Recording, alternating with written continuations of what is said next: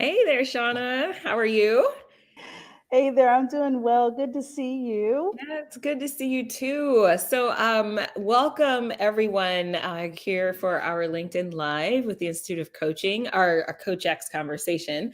And I am joined today by Dr. Shaunna Payne Gold, and she is the CEO, founder of Gold Enterprises, and she's going to tell us a little bit more about what they do and what they're all about. And she was on our she did a webinar with the Institute of Coaching earlier this year, and great conversation, great discussion, and we just wanted to follow that up with a CoachX conversation, just to dive a little bit more deeply into this concept of race. And I'm sure that our civil rights champions back in the 50s, 60s were thinking by now, this is going to be resolved. We're going to be good. And they did a lot to change quite a bit in terms of where we are today, but we still have a long way to go. So Dr. Gold, thank you for joining us. Can you tell us a little bit about what you do and what your organization does? Yeah, absolutely. Great question. So, I've been 25 years in this work, right? Which is often surprising to me because everything that I read talks about how people who are in the DEI space, especially as their profession, their hang time is around 5 years and that's about it. And then they rotate out and they do something different. And so, I feel like, five times the amount of average years that you would have in this field, you should be exhausted by now. And that's not to say that I'm not exhausted in some areas, but it does exhilarate me in other areas that, you can make an impact. And so been in this work for 25 years. And then more recently in the last year, I decided that I would retire myself, if you will, from higher education, specifically from a role as Assistant Provost for Diversity and Inclusion at a large public institution here in Maryland. And then after retirement, really, it wasn't a retire at all, but it was actually just a segue into the full-time consulting work that we do, knowing that there is so much work to be done. It's just a matter of doing it in a different marketplace or a different foray.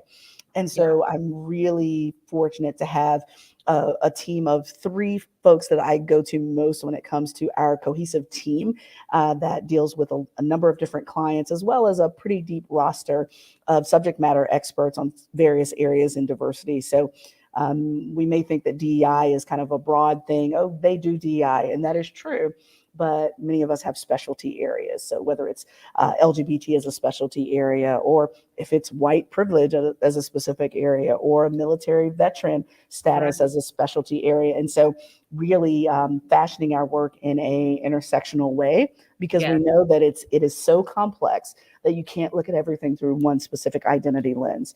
And so for our work, we've been doing that work with, at first it was primarily higher education, and then we started branching out. And so my running joke with my clients is, no, we really have worked with rocket scientists, like for real, rocket scientists, scientists and so forth. And so we're really happy that we've broadened the industries with which we've worked when it comes to DEI, because as much as we want to think that we're the only ones dealing with these problems, that's not the case. The challenges of DEI across a number of different industries, roles, responsibilities, and even organizational size. So that's what I've been doing for years, and just continue to do it in a different capacity.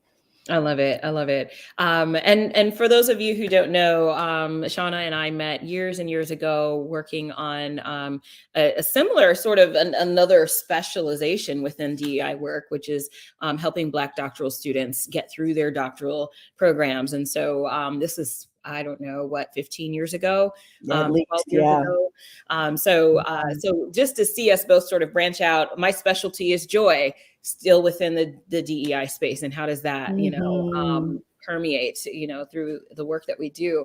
And just, I did not introduce myself. I am Dr. Pamela Larde, and I am the Director of Education here for the Institute of Coaching. And so I want to dive right in just with the first most basic question, as basic as it is, it's still complex.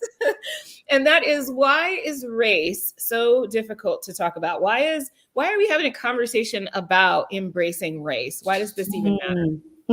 Yeah, I remember having a conversation with an organization where a gentleman leaned over to me and he literally could not speak the words Black or African American. He whispered those words to me, right? Mhm. And I'm thinking, it's 2020. It's, what are we doing here, right? Yes. Now, I realize that I can be a little more desensitized to that because I talk about race and identity every day, all day long. So that's our common lexicon, if you will. But Right. when it comes to race specifically, I have seen over time that unfortunately race becomes extremely tough to talk about because the first inclination when talking about race, especially if you're from a majority group, is that we are talking about race and racism from an Mm. individual perspective. Right. So you are racist, or Mm. you considered race, or you didn't consider race in a way that you should have. And yes, that does happen. We know that does happen. However, we very much neglect to look at race through a systems lens or a system approach. Mhm. So, for example, you can have an organization that is full of good, conscientious people that are continuing to do this work in ways that are proactive. However, the challenge can become if they are in a system that produces outcomes that only affect a certain group. And that's when it becomes, for example, a racist policy or a Mhm. sexist policy, for example. And so, even though you have some really well intentioned people that possibly wrote a policy, practice, or procedure, the outcomes of that ends up affecting a system. And so I think that's part of the big challenge is that it's perceived as a personal attack rather than a lens through which we look at an entire system. I And love that becomes the challenge. And so I that. wish, we could kind of not to say that we shouldn't be reflective personally or take responsibility personally, but there's another angle to this that affects everything we do in the United States. And so, given that, I think we need to, think about how everything ties to something else, and it's almost like a chain reaction Right. that happens when it comes to race. And instead, we're the defensiveness of taking things personally. Derails the process of looking at entire systems, organizations, divisions, et cetera. Yeah, it's a Absolutely. great Oh question. gosh, that derailing point is such a good point.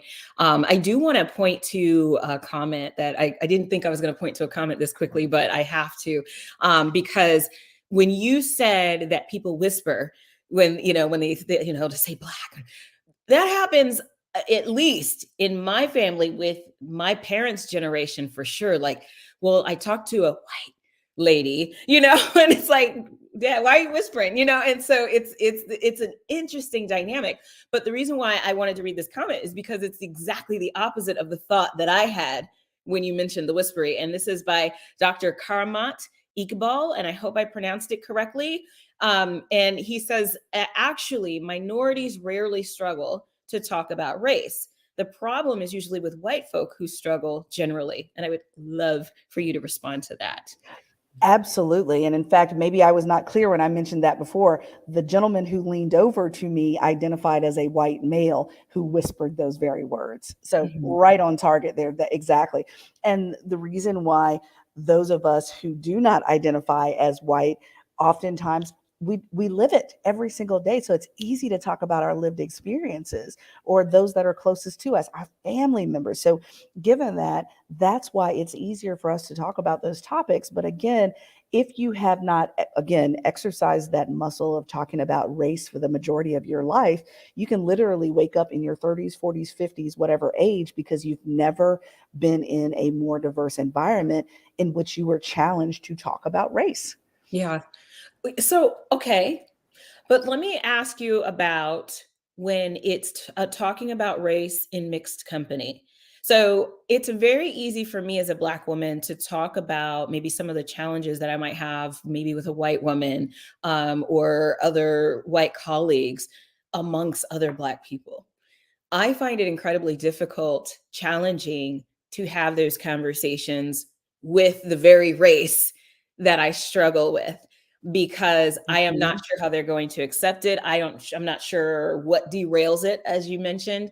Um, is this I guess just what is your response to that? Is that a struggle that you've seen? The whole outside of race Mm. conversations among people of color. Oh, that's so good. That's so good. Well, let me, I love that you do your research on joy, because let me take another, a reframe of that piece.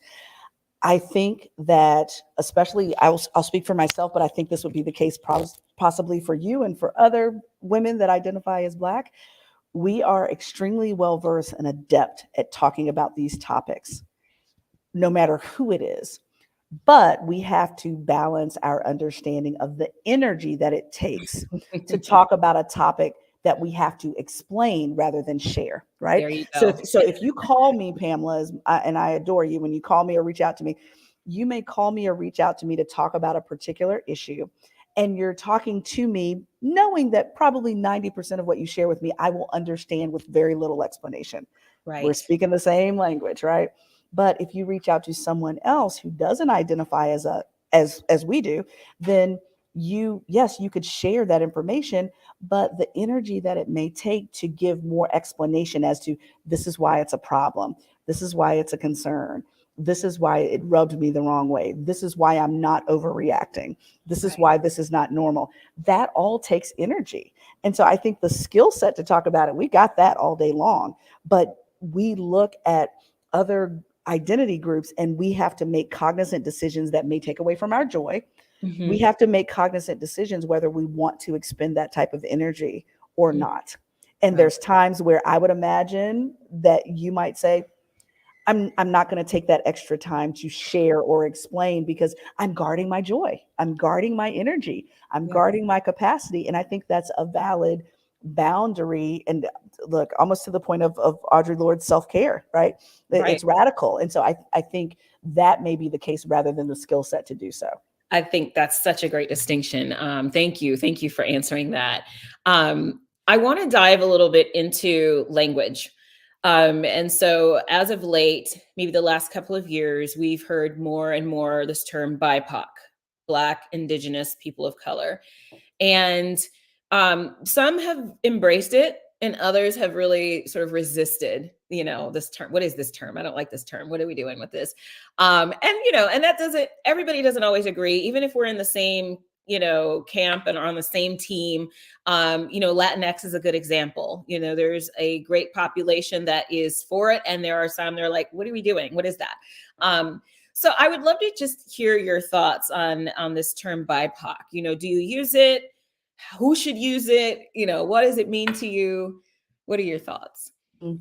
Oh, that's so good, because we could pick on a word that describes almost any group. Like, for example, the majority of my research, especially in higher education, focused on LGBT populations, and so you see some of those folks reclaiming queer, whereas Mhm. other groups say, I almost consider that a slur, and so I would not use that, right? And so, Right. given that that's how this moving target of language changes now. Here's where I think the interesting thing comes to fore when it comes to the BIPOC acronym, is that when you're talking about Black, Indigenous, and people of color, think about, let's break that down. It almost feels like when I was in elementary school, where you would diagram a sentence, right? Yes. Where you have Black separated from Indigenous, separated from people of color. Mhm. Even each one of those words has a huge ability to be plugged into a monolithic space rather than an umbrella. So, Right. for example, we know that oftentimes when we mention Black, we're talking about the diaspora of Blackness, or Indigenous, we're talking about many different tribes, or people of color, we're talking about a number of different ethnicities and races. And so, given that, I think the pushback from it comes from, number one, a lot of people not knowing where it came from. It's like, Yeah. where did this come from? And that happens a lot, right, with Mhm. language. Unless you're a linguist, you might Right. not know where it originated from. So it's like, who thought this up? That's the first question. The second question is, I'm frustrated for having to keep up as terms change over time. So the frustration, right? Mhm. And then the third piece is the folks that are receiving the language, they want to push back, not against its accuracy, but its monolith. So I may not want to be under the Black umbrella, but I may want to specifically be named as African American. Right. And it's hard to make that distinction when we're all looking for labels that help us to describe someone more easily, when in fact, if I'm thinking about myself individually, you're thinking about yourself individually, you probably want the most accurate term.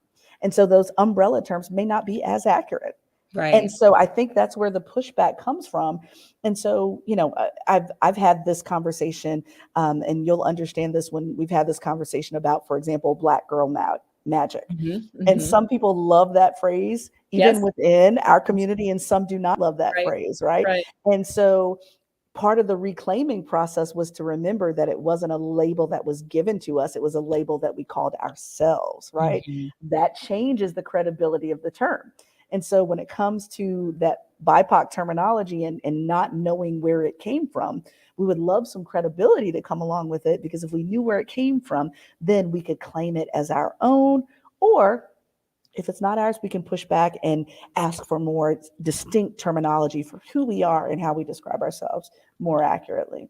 Wow. I love that. I love that. And really, so it's a matter of us sort of examining the terminology, where it came from, and honestly, Mm, who we're using it on, exactly. you know, Exactly. and Right. and whether or not they accept that. Yeah, whether they accept it or not, and making sure too, because this is one of the things that I've seen in language over time. So, this might feel a little traumatic, but let me go there. When I was writing my dissertation and I was writing about LGBT communities, I literally had to spend an entire chapter writing about the evolution of language, because Yes. even as I looked at literature from the 40s, 50s, 60s, they didn't even have the language that we had when I was writing. And Right. so given that, that's tough to do, even for someone who's, as a doctoral student attempting to be a scholar, that was tough to do then. And Yeah. so given that, when that may not be your specialty area and you're not expected to be an expert in that area, the language changes over time. How do we follow that language over time to make sure that it remains accurate? And another thing that I've been seeing in the research and some of the opinion pieces is, even as we begin to use or coin language, how do we make sure that it does not lose its value? Mm. Right? Because sometimes certain words and language can become politicized, and it Yeah, brings in a whole agenda that wasn't intended to begin with. absolutely. And we have to stay on top of that, because next thing you know, you're using something that you thought was acceptable, but it has layers to it that we didn't Yes. realize. We've got to pay attention to the Yes. language we're using. Yeah. Yes. Thank you. I hate to, I want to dive into this stuff more deeply, but we've got like 12 minutes. So I'm going to go Oh into my. I'm going to go to the next question. This takes a little bit of setting up, so I'll just go ahead and go into it. In a lot of industries, racial bias impacts gravely the quality of engagement and delivery when serving a diverse population. So, in the care of Black women while they're pregnant, in the hiring of NFL coaches, we've seen it in the selection of university presidents, in the promotion of corporate leaders of color, and even in the distributing of the Emmy and Grammy Awards. So I've been reading Under the Skin by Linda Villarosa. I happen to have it right here. And I know somebody in the chat is going to say, what book is that again? It's Under the Skin by Linda Villarosa. And it's excellent. And the subtitle is The Hidden Toll of Racism on American Lives and the Health of Our Nation. In it, Villarosa quotes a New York Times editorial, and she says, or the editorial says, to the extent that doctors are shaping their treatments based on subconscious biases or false stereotypes about how Blacks and Hispanics will respond to their ailments and treatments, the only lasting cure will be greater awareness and education for the medical profession. And so when I heard that, several questions struck me, because we always hear we need more awareness and education, that'll fix it. And I just want to chew on that for a second, because we have a sizable population here within the Institute of Coaching of coaches who do work with medical professionals, who coach within hospitals, and this always seems to be the recommendation, awareness. And so I just want to know from you, is awareness and education the answer? Is it working? And if not, what's missing?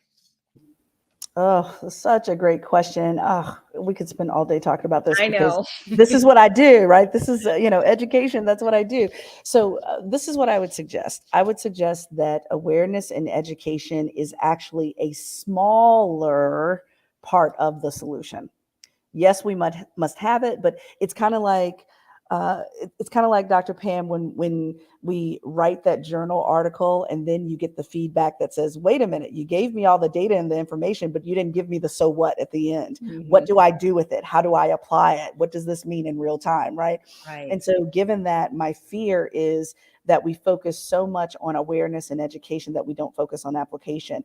And the reason why I mentioned that, for example, is I've worked with a couple of organizations where we focused on, for example, something as fundamental as microaggressions and bias. And I was with an organization, which I'm so proud that they could articulate this well. They could easily identify when microaggressions and bias were happening. It was the what in the world do I do about it, because I've recognized it, right? And so they didn't have anything applicable and practical for them to use, even as they knew it was a problem, right? So it's kind of like, God forbid, it's kind of like me standing on the corner and seeing a car crash, and I know someone needs medical help, but I don't know how to do CPR. I don't know how to do anything to help you. I just know that this needs to be resolved. There needs to be a solution. This person needs help or intervention. And so given that, I think that it's a part of the big piece of the puzzle. But also too, one of my wonderful friends, Tara Taylor, who does coaching, and she actually does mediation as well. One of the things that I found so important about one of her recent posts that she shared with me directly was that a lot of times we talk about, in this awareness and education, meeting people where they are. And that article talked about how we as educators, especially in race and other DEI spaces, is that we actually need to push against that comfort of meeting people where they are. And in fact, starting to say, I need to stand where you need to be, and please come join me, right? I know, right? Wasn't that mind blowing? Right. And so for me, and it reminded me because Dr. Pam knows that I've been a triathlete for a while and a runner for a while. It kind of reminds me when the coach doesn't stand at the starting line with you. They stand at the top of the hill waiting on you to time you, because they're expecting you to cross that line when you're supposed to, right? And I think that really helps us to, as many look, I just heard a podcast by Mike Tomlin, and he said that we need to reject comfort. He talked about that piece of rejecting comfort, since we were talking about the NFL and Rooney Rule. But how do we do that where we're continuously rejecting the comfort that we find in, well, let me start at my comfort zone. My comfort zone is talking about bias, when we may need to be talking specifically about anti-racism, which is completely not passive aggressive, but very much active, and it feeds into allyship. So that's what I would suggest concerning that. Is I now have made this mindset shift of no longer meeting people exactly where they are. I'm hoping to be the coach at the top of that hill. Oh my gosh, I want to run around this room. No, seriously, because when you first said meeting people where they are, I was hallelujahing that, like, oh yeah, that's what we need to do. And then, but then you did a pivot on me, and I did the same thing when I was sharing this with my friend. I was like, oh, you've got a point. Let me process that more. Yeah. I mean, and Jamal says, say it again for the people in the back. The back. And that is that we don't want to meet people where they are.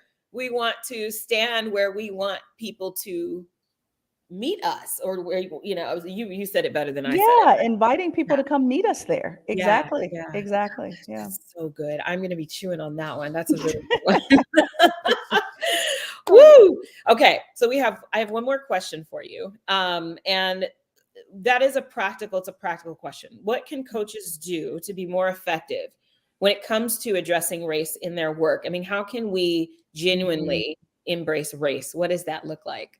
Oh, that's so good. Yeah, absolutely. Well, the first thing, I think we've beat this drum quite a bit throughout this conversation without saying it, is don't avoid it. So we're glad you're here, right? So don't avoid it. Definitely think about race as that system, right? Think about the system. And so, for example, if you're coaching a particular client, no, it's not finger pointing necessarily, but maybe ask those questions that allow that person to consider if race was a variable in the outcomes or in their experience. And so allowing the space to do that. I think another thing too that we can do when it comes to addressing race in our work, encouraging more folks that are more diverse or a different identity from ourselves, if you identify as white, Mhm. encouraging them to come into the coaching profession. One Right. of the things that we know is that the numbers are extremely skewed when it comes to those that are certified coaches, and they're not skewed in the direction of people of color. And Mhm. so given that, what can we do to make sure that there are more Black people, more Latino people, more LGBT folks that are certified to be coaches so that we can partner with them, Right. not to be in conflict with them or in competition with them, but to partner to serve our clients better. So that would be another thing I would think of. And then the last thing that I would think of as we're thinking about embracing race is remembering that anti-racism is literally something that you have to do, and it's not something that you can solely be. So Mm. that means that you'll be doing this research, all along about reading about race, reading about identity, reading how racial systems affect everything that we do. Even if I pick up this pen, we can talk about the system of race that got this pen here based on what vendor was selected to provide the pens. Yep. So, given that, thinking about what systemic race and racism and anti-racism can look like and how it might affect our clients, and even the way that we provide services as coaches to our clients. Oh, so good. So I want to respond to a comment that just popped up in here, and it's Yes. from Lisa Merriman, and she's saying, "I love the idea. I have heard of calling people in instead of calling people out, and I would love to hear your thoughts on that because we are in a calling out culture, big time, Oh, yes. and so I would love to hear your thoughts on this idea of calling people in instead of calling people out." Absolutely, absolutely. Well, I think I appreciate that comment because I think it's once again, let's reframe, a both and process where you are sometimes calling people out on certain things, but calling them into conversation and communion with us around those particular topics. So, Dr. Pam, this hurt me for this reason around race, or this affected me for this reason around race. So I'm calling the action or the phrase out, but I'm Right. not canceling the person, because let's talk about that piece, the canceling piece. I'm not canceling the person, but I'm inviting them back into conversation so that we can maintain or possibly restore relationship. But that Mhm. depends on what your goal is for the relationship. Right. If the goal for the coaching relationship is sever ties, and so be it.